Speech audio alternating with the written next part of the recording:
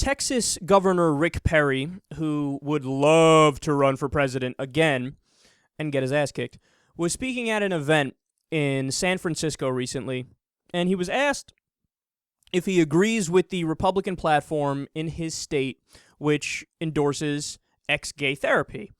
And he said he doesn't know if it works, but, quote, whether or not you feel compelled to follow a particular lifestyle or not, you have the ability to decide not to do that. I may have the genetic coding that I'm inclined to be an alcoholic, but I have the desire not to do that. And I look at the homosexual issue that same way.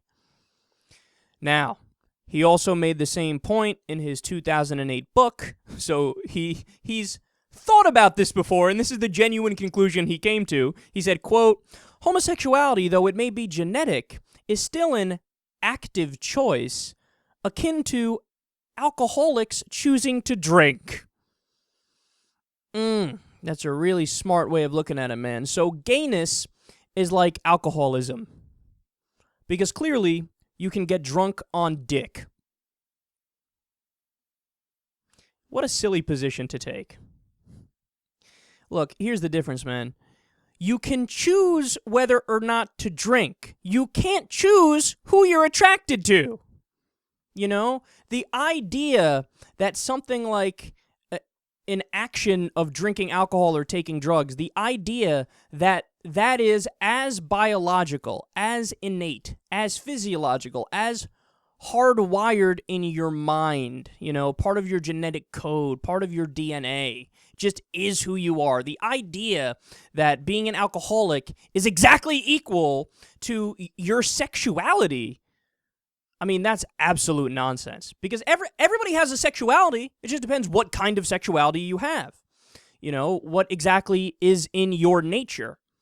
So for a lot of people, it's just straight, but there's a spectrum of sexuality. I think the Kinsey scale, it's called, is the most accurate way of depicting it, where you could either be 100% straight, 100% gay, or anywhere in the middle of this spectrum. You could be perfectly bi, where you're equally attracted to both sexes, or you could fall somewhere where you're mostly straight but a little gay, or mostly gay but a little straight.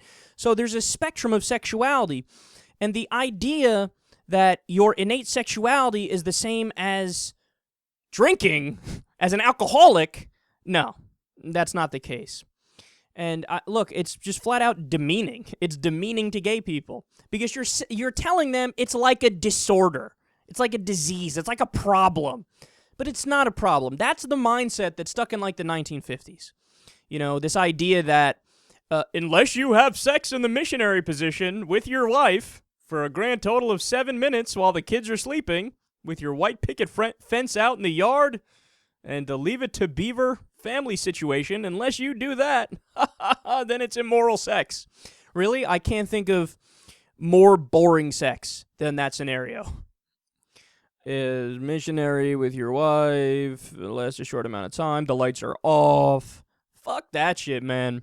That's not how we roll in the year 2014. You know, we want people hanging off of chandeliers. We want people trying all new types of fucking Kama Sutra / yoga positions where you don't even realize that somebody's ankle and armpit can stretch in that freak way to get into the octopus pose, and then you go ahead and have some fun.